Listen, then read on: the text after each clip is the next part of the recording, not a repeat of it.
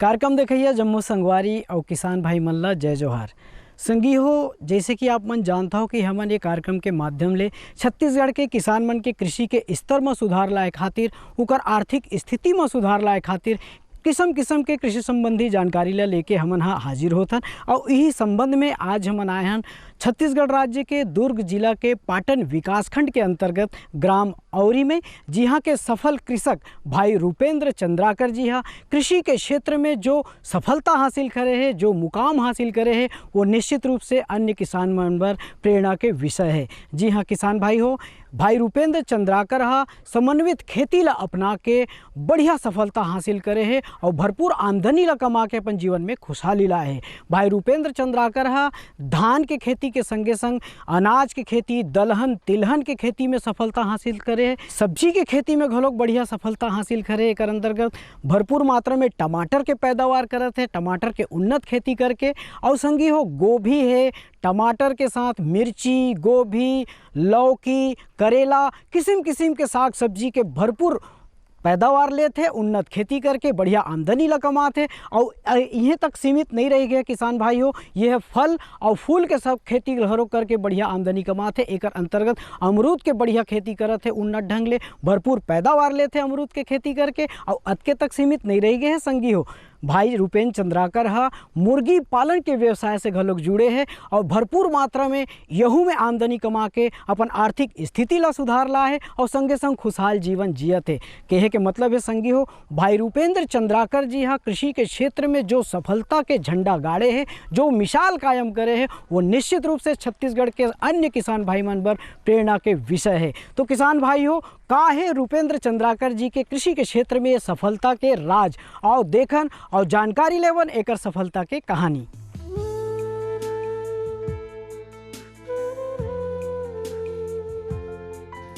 कहते हैं ना कि खुदी को कर बुलंद इतना कि खुदा बंदे से खुद पूछे बता तेरी रजा क्या है। कुछ ऐसी ही सफल कहानी है ग्राम औरी के रूपेंद्र चंद्राकर की। कृषि के क्षेत्र में जिन्होंने दृढ़ इच्छा शक्ति से तरक्की की है, उसके आगे सफलता भी नतमस्तक है। पहले रूपेंद्र पारंपरिक खेती जैसे धान वगैरह की खेती करते थे, लेकिन उससे पर्याप्त फसल नहीं ले पा रहे थे और मुनाफा भी सिर्फ इतना था कि बमुश्किल जीवन चल पाता था। आर्थिक अस्थिरताओं ने कभी इस क्षेत्र में सफल होने नहीं दिया था। लेकिन जब मेहनत और लगन हो तो क्या कुछ नहीं किया जा सकता है। आखिर उन्होंने धीरे धीरे सब्जियां उगाने से लेकर मुर्गी पालन तक स्वयं शुरू किया, जिसमें अपार सफलता हाथ लगी।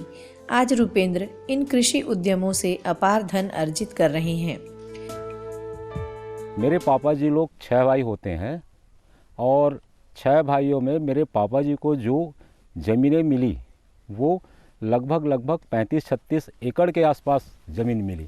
लेकिन उन्होंने अपनी मेहनत से इस गांव से यहाँ से उनकी स्कूल की दूरी लगभग 22 किलोमीटर है। यहाँ से 22 किलोमीटर जाते थे 22 साइकिल और वहाँ से यहाँ गांव आते थे और खेती की शुरुआत उन्होंने की। मैं भिलाई में पढ़ाई करता था तो धीरे धीरे मेरी रुचि हुई कि मैं खेती करूं और पापा जी खेती करते करते आज यहाँ ग्राम औरी में लगभग 100 एकड़ की ज़मीन, जो यहाँ से लगा हुआ रोड से लगा हुआ आज के डेट में 100 एकड़ की ज़मीन उन्होंने अपनी मेहनत से बनाया। हम जो 4 भाई हैं, 4 भाई में से वर्तमान में अभी तो 3 भाई हैं जो इस ज़मीन को धीरे धीरे एक पोल्ट्री फार्म के रूप में, एक एग्रीकल्चर के रूप में हम लोगों ने इसको धीरे धीरे डेवलप किया। सबसे पहले तो हम यहाँ पे अनाज की खेती करते थे। अनाज की खेती में हमारा होता था धान की खेती। बेसिकली हमारा तो बेसिक छत्तीसगढ़ का तो बेसिक धान की ही तो मेन खेती होती थी। धान की खेती आज भी करते हैं। धीरे से हमने सेकंड क्रॉप की खेती की। देख, सेकंड क्रॉप में हमने चना, मक्का, गेहूँ इसकी खेती की। धान की खेती जब हम लोगों ने चालू किया तो छत्तीसगढ़ दुर्ग ज़िले में लगभग बीज निगम में लगभग 10% की सप्लाई हमारे ग्राम औरी में होती है।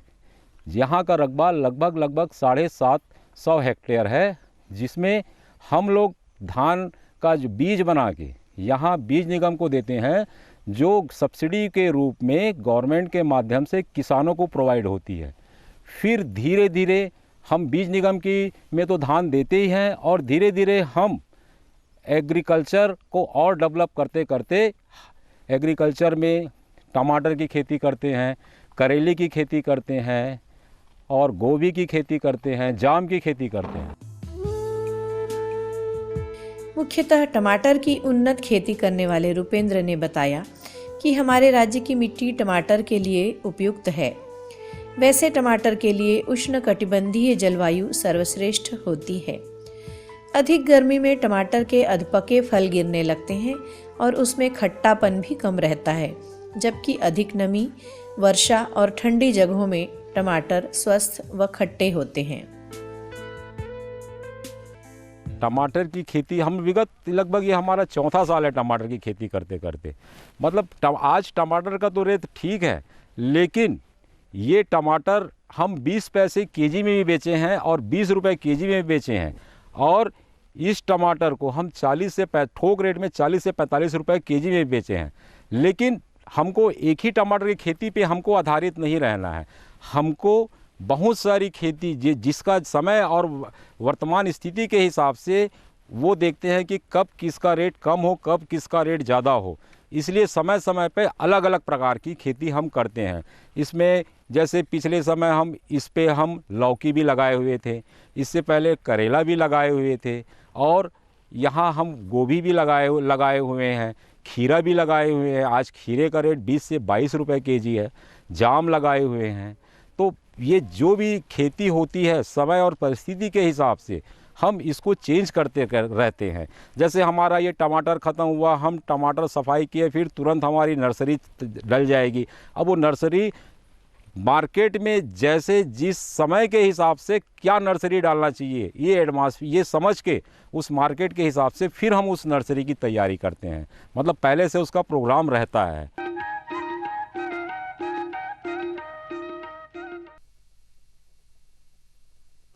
सब्जी में मसाला ज्यादा है। कितनी बार कहा है कि जितनी जरूरत हो बस उतना ही डाला करो। अरे मुझसे तो ऐसा कभी कभार होता है। और तुम जो हमेशा खेत में अनाप शनाप कीटनाशक डालते हो, उसका क्या? ठीक ही तो कह रही है बहू।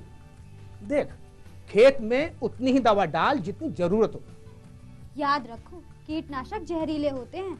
डिब्बे पे लिखी सूचना के हिसाब से ही दवा डालनी चाहिए। पहले फेरोमोन ट्रैप, फ्लाइट ट्रैप, मित्र कीट, जैविक कीटनाशक आदि का इस्तेमाल करें। जरूरत पड़ने पर ही रासायनिक कीटनाशक का इस्तेमाल करें। छिड़काव सुबह या शाम दस्ताने, मास्क और पूरी आस्तीन वाले कपड़े पहनकर करें। हवा की दिशा में छिड़काव करते हुए पीछे जाएं। दवा के डिब्बे, छिड़काव यंत्र सुरक्षित जगह पर रखें। अब कुछ समझे क्या? हाँ, समझ गया मेरी रानी। अब ना करो नादानी। इसने पिला दिया ना तुझे पानी।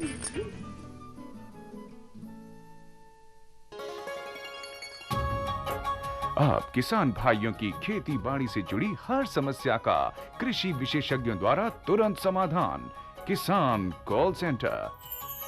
आप भारत के किसी भी प्रदेश में रहते हो, कोई भी भाषा बोलते हो, आपकी समस्या चाहे फसल की बीमारी की हो, खाद की, पशुपालन की या कृषि से जुड़ी नई तकनीक की, अपनी समस्या का अपनी ही भाषा में समाधान पाने के लिए आप देश के किसी भी कोने से डायल करें 1551। विशेषज्ञ द्वारा आपको दी जाने वाली ये सलाह बिल्कुल निशुल्क है। ये सुविधा प्रातः 6 बजे से रात्रि 10 बजे तक निशुल्क उपलब्ध है।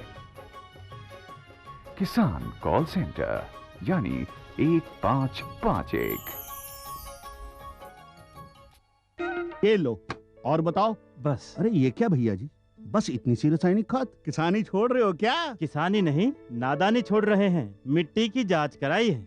अब तो लालाजी जितनी जरूरत है उतने ही उर्वरक खेत में डालेंगे। हाँ, किसान भाई आज ही अपने जिले की नजदीकी भूमि परीक्षण प्रयोगशाला में मिट्टी की जांच जरूर करवाएं और मिट्टी में पोषक तत्व, नमी व पौधे के विकास को देखते हुए केवल जरूरत के अनुसार ही पोषक तत्व डालें। और हाँ, मिट्टी में गंधक, जस्ता, बोरोन जैसे सूक्ष्म पोषक तत्वों का पता लगाना भी न भूलें।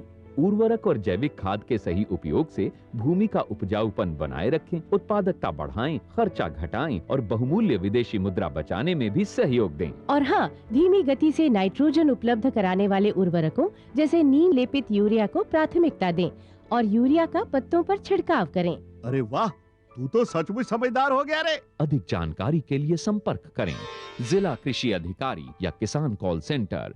जी। किससे बात कर रहे थे इतना हंस हंस कर? किसान कॉल सेंटर में विशेषज्ञ से खेती के बारे में सलाह ले रहा था। सुबह भी रात को भी? किसान कॉल सेंटर सुबह 6 बजे से रात को 10 बजे तक खुलता है। रविवार को भी? साल के 365 दिन खुलता है। पर तुम ये सब क्यों पूछ रही हो? मैं तो कुछ और ही समझी थी। कृषि संबंधी समस्याओं का अपनी भाषा में तुरंत समाधान पाने के लिए पूरे भारत में किसी भी फोन से राष्ट्रीय हेल्पलाइन नंबर 1800-180-1551 पर संपर्क करें।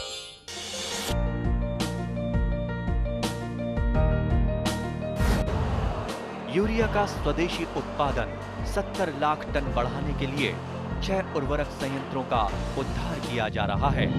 FCIL के गोरखपुर, सिंदरी, तलचर और रामागुंडम संयंत्र, HFCL की बरौनी इकाई और BVFCL की नामरू फोर्थ। सोने पर सुहागा ये है कि देश में अब बनेगा सिर्फ नीम लेपित यूरिया, क्योंकि इससे होगा किसानों का फायदा ही फायदा। अनाज का उत्पादन 10% तक बढ़ेगी 10 से 15% नाइट्रोजन क्षमता।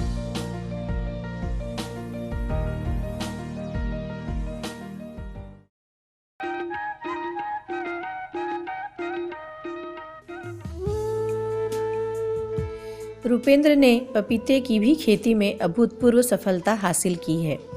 पपीते की देसी व संकर किस्में होती हैं, लेकिन संकर किस्मों के विषय में मान्यता है कि उनसे निकले पौधे 100% मादा या उभयलिंगी होते हैं। पपीते के लिए भी हमारे राज्य की जलवायु और मिट्टी सर्वश्रेष्ठ है। पपीते में टपक सिंचाई पद्धति के उपयोग से रिकॉर्ड फसल ली जा सकती है। रुपेंद्र इसी तरह गोभी और अमरूद की भी अभूतपूर्व फसलें ले रहे हैं। धान की जो खेती होती है एक्चुअल 12 महीना होता है। 12 महीने में एक बार धान की का एक ही बार फसल लगाया जाता है, और धान एक बरसात में लगाया जाता है और एक गर्मी में लगाया जाता है। गर्मी में पानी की मात्राएं ज़्यादा लगती है, तो हम सेकंड क्रॉप उन्हारी लगाते हैं, लेकिन उसमें जो इनकम ऑफ सोर्सेस है बहुत कम होता है। जो लोगों को उसने कम इनकम में वो मार्केट में अच्छे से सर्वाइव नहीं कर पाते। तो हमने ये सोचा कि इसको धीरे धीरे आधुनिक की ओर जब जाएं, और हम जो भी बोर्स हैं उस बोर को आपस में कनेक्ट करके धीरे धीरे इस बोर को कनेक्ट करके हमने ड्रिप के माध्यम से हम सब्जी की खेती चालू की है। और सब्जी की खेती का तो ऐसा है कि सब्जी की खेती में टर्नओवर ज़्यादा है, क्योंकि एक पौधा में हम जितना अच्छा हम उसको अगर अच्छे से मैनेज करेंगे उतना ज़्यादा से ज़्यादा प्रोडक्शन देगा, और उसको लाइफ को हम अपने मैनेजमेंट के हिसाब से कम ज़्यादा कर सकते हैं। सपोज़ जैसे टमाटर का पौधा हुआ, टमाटर का जो पौधा होता है ये पौधा लगभग 6 से 7 महीने ये पौधा होता है, और ये 70 दिन लगभग ये सवा 2 महीने में प्रोडक्शन चालू होता है, और ये लगभग 4 महीने तक के हम इसमें प्रोडक्शन ले सकते हैं। ये देखिए टमाटर का पौधा जो हमने इसको लगाया है 20 सितंबर को नर्सरी तैयार करके हमने टीपी किया है, और आज के डेट में लगभग ये 11 दिसंबर के आसपास में देखिए पौधे में, और ये पौधा लगभग लास्ट अप्रैल तक के जाएगा। अगर हम इसका बढ़िया से देखभाल करें तो लास्ट अप्रैल तक के जाएगा। और ये हाईएस्ट यील्ड हमारा जो इस साल जो इस पौधे के हिसाब से जिस मैनेजमेंट के हिसाब से दिख रहा है लगभग हम 70 से 80 टन इसमें हम ले सकते हैं। मतलब प्रति एकड़ अगर बढ़िया मार्केट रहा तो हम प्रति एकड़ लगभग 4 से 5 लाख रुपए का टमाटर हम इसमें बेचेंगे। अमरूद विटामिन सी का प्रचुर स्रोत है और ये बहुत गर्मी और बरसात सह सकता है। अमरूद के खेतों को साफ सुथरा रखना चाहिए। खरपतवार इसे नुकसान पहुंचाती है। इसे प्लास्टिक मल्चिंग करने पर खरपतवार की आशंका नहीं रहती और अच्छी फसल ली जा सकती है। रुपेंद्र एक ऑलराउंडर कृषक हैं। तरह तरह की सब्जियों के अलावा उन्होंने मुर्गी पालन भी कर रखा है।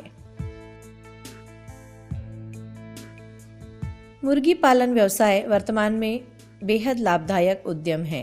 प्रोटीन के बेहतर स्रोत के रूप में माने जाने वाले मुर्गी के अंडों और मांस के लिए तेजी से बढ़ता उद्यम है। अगर पर्याप्त जगह हो तो इसे ज़रूर अपनाना चाहिए। मुर्गी पालन के लिए साफ और स्वच्छ हॉल होना चाहिए, प्रकाश की पर्याप्त व्यवस्था और विशेषकर चूज़ों के लिए भीतर का तापमान योग्य होना चाहिए।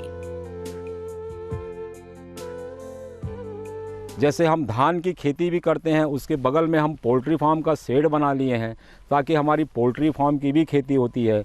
मतलब कोशिश करते हैं कि छत्तीसगढ़ के इस एटमॉस्फेयर में हर प्रकार के धंधे को हम अच्छे से कर सकें। और वर्तमान में अभी हमारे पास में जाम की भी खेती हो रही है, गोभी की भी खेती हो रही है और हम मक्के की भी खेती कर रहे हैं, हम चने की भी खेती कर रहे हैं। अभी हमने गोभी का नर्सरी भी लगाया है। ये सब चीज़ें हैं। टमाटर की खेती विशेष रूप से करने वाले रुपेंद्र चंद्राकर ने बताया कि 1 एकड़ ज़मीन के लिए 5-5 मीटर की 25 क्यारियाँ हों तो ये एक आदर्श स्थिति होती है। नर्सरी में बीजों को 5 से 7 सेंटीमीटर फासले पर बोना चाहिए। रोगों से रोकथाम के लिए नीम बीज का अर्क 4% या डाईमेथोएट 30 सीसी या मिथाइल डेमिटोन 30 EC 2 ml प्रति लीटर पानी में मिलाकर छिड़काव करना चाहिए। इन सभी बातों का ख्याल रखने पर टमाटर की उत्तम पैदावार प्राप्त की जा सकती है। ये जो टमाटर दिख रहा है, इस टमाटर में इससे पहले करेले की खेती हम करते थे। करेले की खेती हमने लगभग प्रति एकड़ 12 टन करेले का उत्पादन किया और उसके बाद हमने इसमें टमाटर की खेती चालू की। इसका यील्ड आज के डेट में लगभग 70 से 80 टन के आसपास इसका यील्ड है। इसका सोइंग हम लगभग 20 सितंबर के आसपास हमने इसका सोइंग किया है और ये प्रोडक्शन में लगभग ये नवंबर के आखिरी महीने लगभग 20 नवंबर के आसपास में ये प्रोडक्शन पे चालू हुआ है। अभी प्रोडक्शन पूर्ण रूप से चालू नहीं हुआ है। प्रति एकड़ लगभग 9-9.5 हज़ार पौधे आते हैं। ये पौधे से पौधों की दूरी 1 फीट है और रो से रो की दूरी 5 फीट के आसपास में है, जिनमें हमने मल्चिंग लगाकर इस पे हम खेती करते हैं। इसमें हम बेसल खाद, जिसमें super phosphate, DAP, potash, ammonium sulphate, ये सब बेसिक रूप पे डालते हैं और गोबर खाद लगभग 8 टन के आसपास प्रति एकड़ हम इस पे गोबर खाद डालते हैं। डालने के बाद हम इसको मल्चिंग करते हैं और इसकी नर्सरी हम खुद अपने जगह में जो कोकोपीट के माध्यम से जो आजकल आधुनिक खेती करते हैं, उस आधुनिक खेती के आधार पे कोकोपीट के माध्यम से हम इसकी नर्सरी खुद तैयार करते हैं।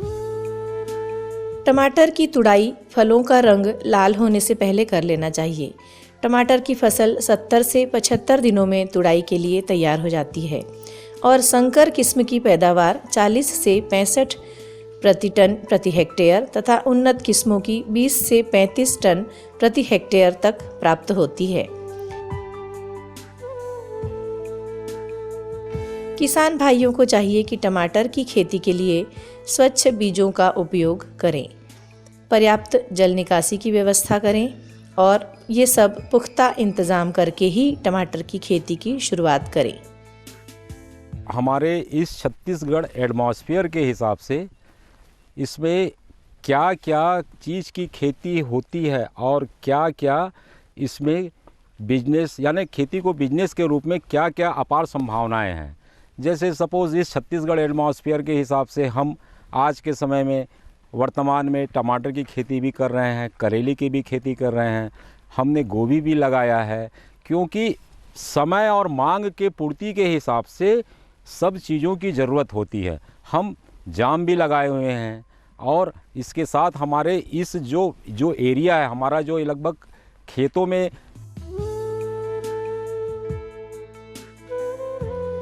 हमने देखा कि रूपेंद्र किस मेहनत से अपने खेतों में फल सब्जियां उगाकर ही नहीं बल्कि मुर्गी पालन से बहुआयामी लाभ प्राप्त कर रहे हैं। उन्होंने ये सिद्ध किया कि कोई व्यक्ति सफलता चाहे तो उसके पास बेहतर सोच, मेहनती स्वभाव और दृढ़ इच्छा शक्ति होना जरूरी है। रूपेंद्र ने साबित कर दिखाया है कि एक ही तरह की फसल न लेकर अलग अलग तरह के उद्यमों में मेहनत करने पर हर वक्त आर्थिक सुदृढ़ता मिलती रहती है और सब एक दूसरे के पूरक हो जाते हैं, जिसमें कम समय कम मेहनत में तरह तरह की फसलों से अथाह धन लाभ कमाया जा सकता है।